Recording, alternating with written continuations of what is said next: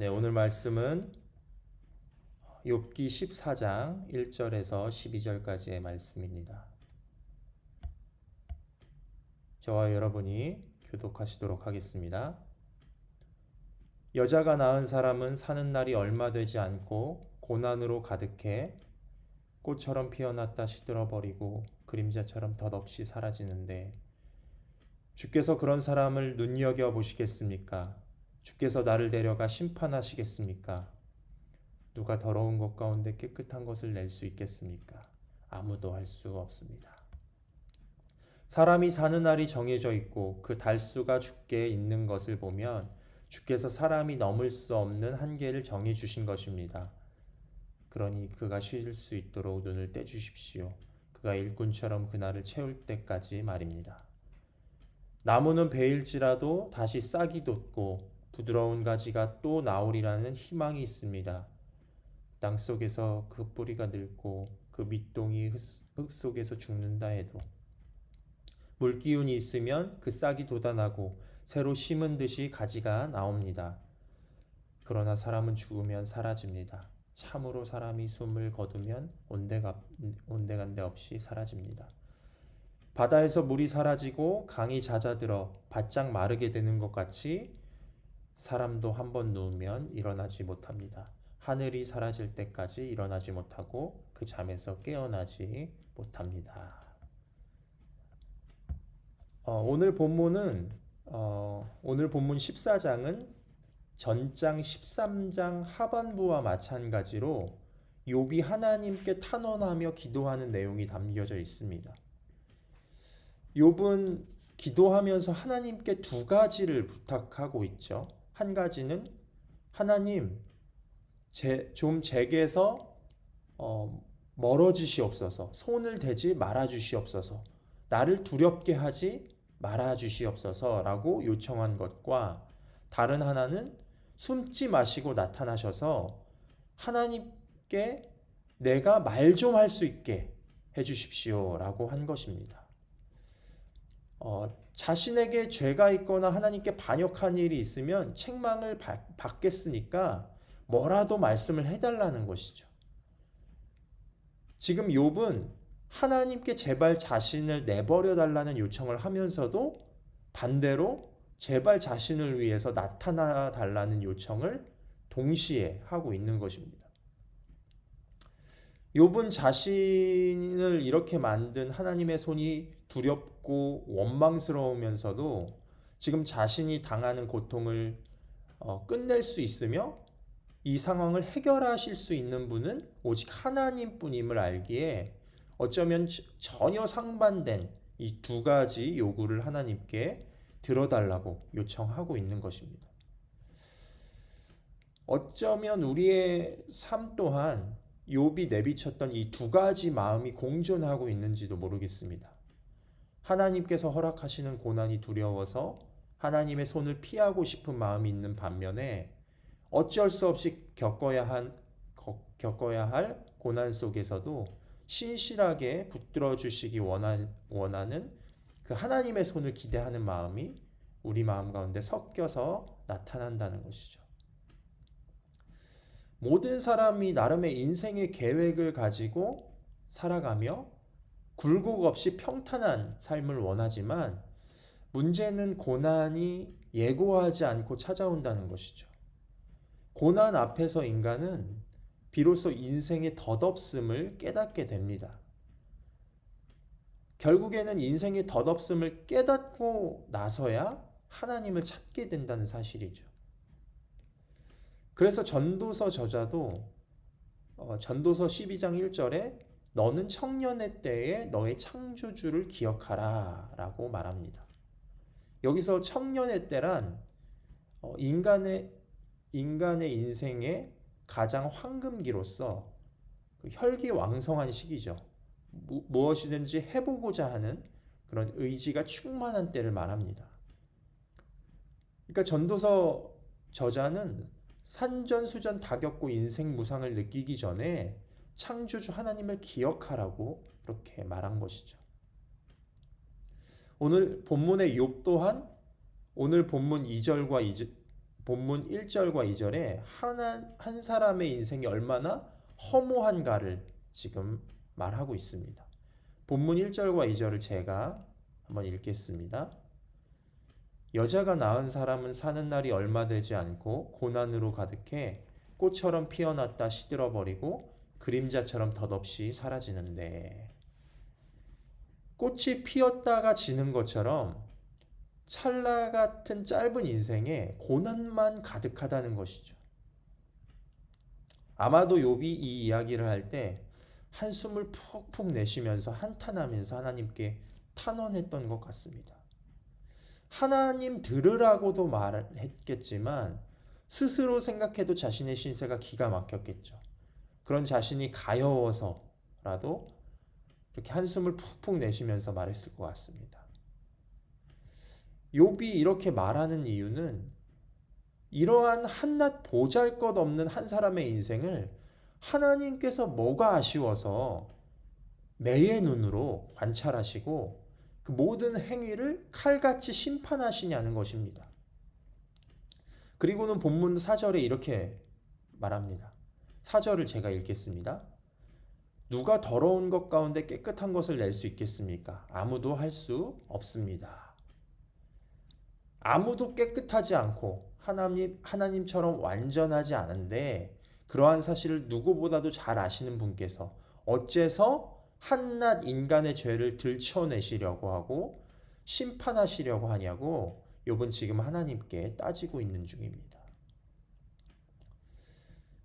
욥이 지금 하나님께 원하는 바는 지금 자신을 비롯하여서 모든 사람이 완전하지 못한 상태로 이 짧고 덧없는 인생을 살아가기 때문에 감시와 통제와 심판이 아니라 하나님의 돌봄과 은혜가 그리고 하나님의 자비가 필요하다는 것입니다.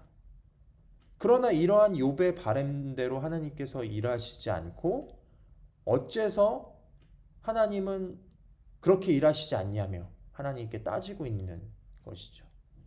그리고는 그렇게 해주지 않을 거면 그냥 내버려 두시라고, 이제 좀 쉴 수 있게 좀 해달라고 요청하고 있습니다. 본문 5절과 6절을 제가 읽도록 하겠습니다.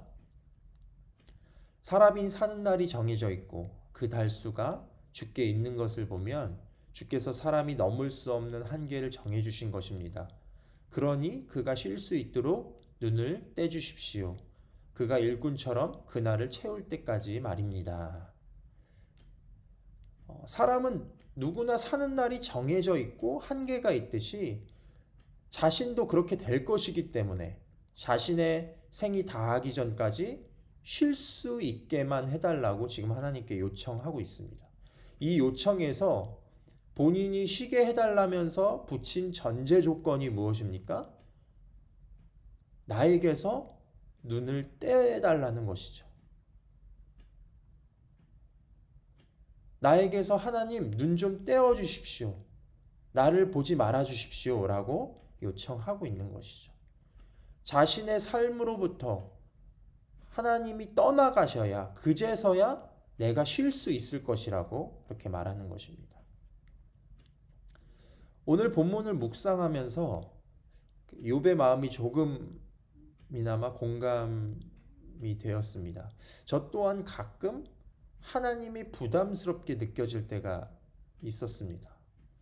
하나님이 좀 내 삶에 관여하지 않으셨으면 하는 마음이 들 때도 있었습니다.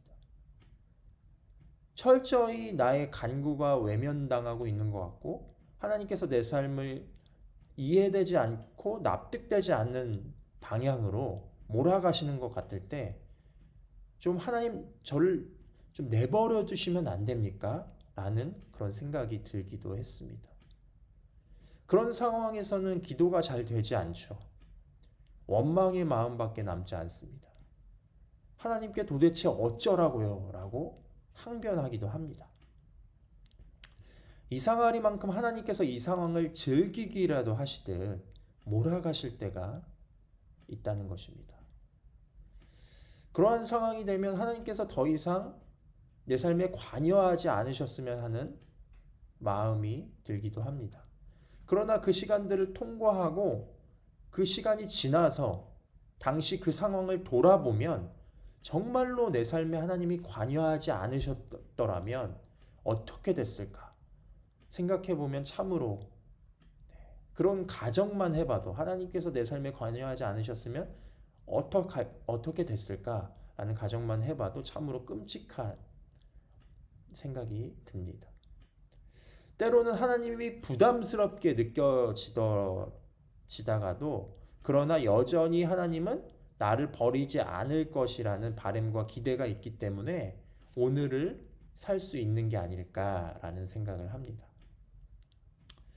욥이 말하기를 한낱 인간의 짧은 인생에 뭐 그렇게 관심을 가지십니까? 라고 하나님을 원망했지만 사실 그 짧은 인생에 관심을 기울여 주시는 것이 바로 하나님의 은혜죠.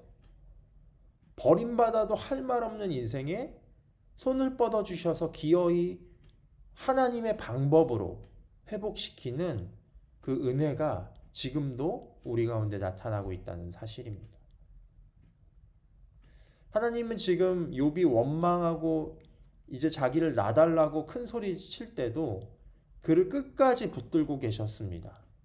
비록 욥이 고난 중에서 너무 괴로운 나머지 모든 삶을 포기하려고 했지만 하나님은 그러한 욥을 기다려 주셨죠. 그럼에도 욥은 계속해서 하나님을 원망합니다. 이번에는 욥이 나무와 사람의 운명을 비교하며 불평합니다. 오히려 사람의 인생이 한낱 식물인 나무보다도 못하다는 것입니다. 비록 몸통이 베일지라도 계속 um이 돋아나는 나무보다 자신의 삶이 못하다고 항변하고 있습니다. 그리고 또한 뒤이어 본문 11절과 12절에는 이렇게 말하고 있습니다. 제가 읽겠습니다. 바다에서 물이 사라지고 강이 잦아들어 바짝 마르게 되는 것 같이 사람도 한 번 누우면 일어나지 못합니다. 하늘이 사라질 때까지 일어나지 못하고 그 잠에서 깨어나지 못합니다. 욥은 계속해서 사람의 짧은 인생 속에 인생의 헛됨을 강조하며 하나님을 원망하면서도 지금 하나님이 내 삶에 나타나시기를 기대하고 있습니다. 욥은 여전히 자신이 하나님을 기다리고 있다고 생각을 합니다. 하나님, 이제 좀 나타나 주십시오.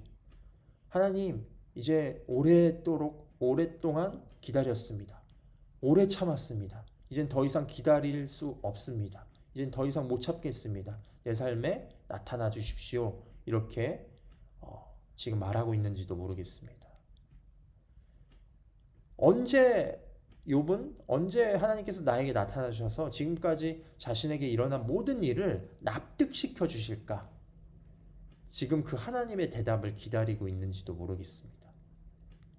그러나 하나님은 도리어 욥을 기다려주고 계시는 중이죠.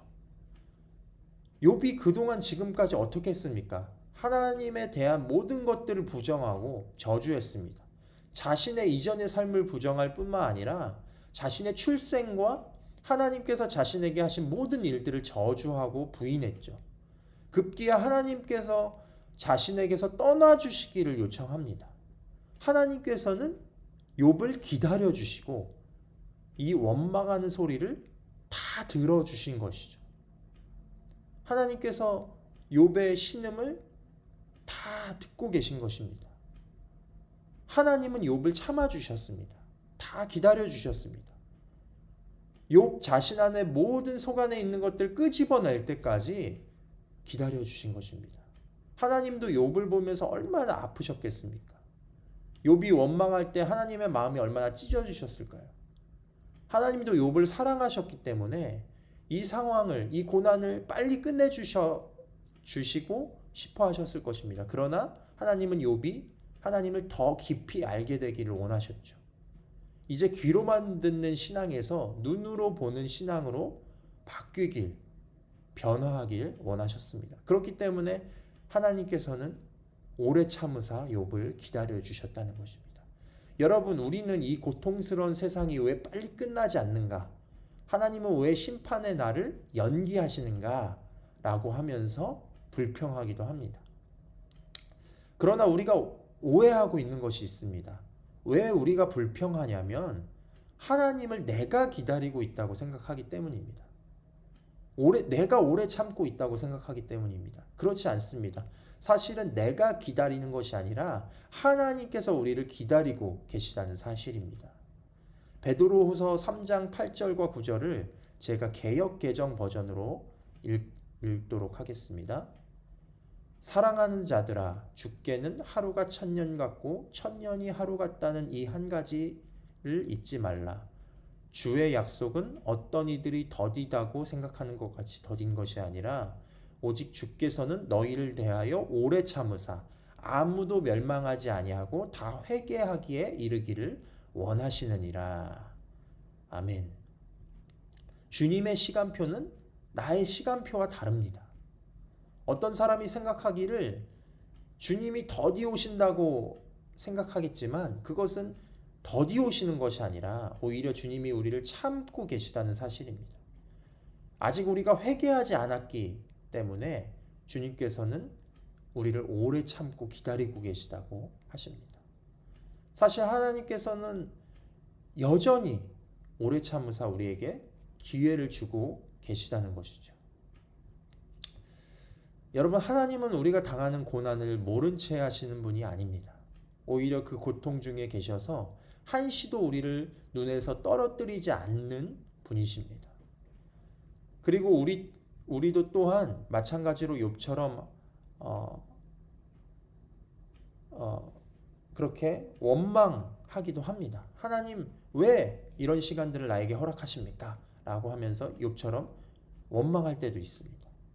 그러나 기억해야 하는 것은 하나님께서 그런 나를 기다려주고 계시다는 사실입니다. 내가 하나님을 기다리고 있다고 여기지 마시기 바랍니다. 하나님이 우리를 지금도 참아주고 계시는 줄 믿습니다. 하나님이 원하시는 모습으로 정금과 같이 단련하시기까지 우리를 오래 참으시는 그 하나님을 이 시간 바라보셨으면 좋겠습니다. 오늘 이 아침에 나를 기다리시고 오래 참으시는 주님께 나아가는 시간이 되시기를 간절히 소망합니다. 이 시간 함께 기도 제목 보시고 함께 기도하도록 하겠습니다. 첫 번째로 이 짧은 인생에도 관심을 가지고 눈을 떼지 않으시는 하나님의 사랑을 의심하지 않게 해달라고 기도해 주시기 바라고요. 두 번째로 내가 주님을 오래 참음으로 기다리는 것이 아니라 주님이 나를 참고 계신 사실을 알게 하시고 나의 삶이 하나님의 때를 바라보며 하나님이 원하시는 모습으로 계속해서 빚어져 가게 해달라고 이 두 가지 기도 제목을 가지고 우리 함께 합심하여 기도하도록 하겠습니다.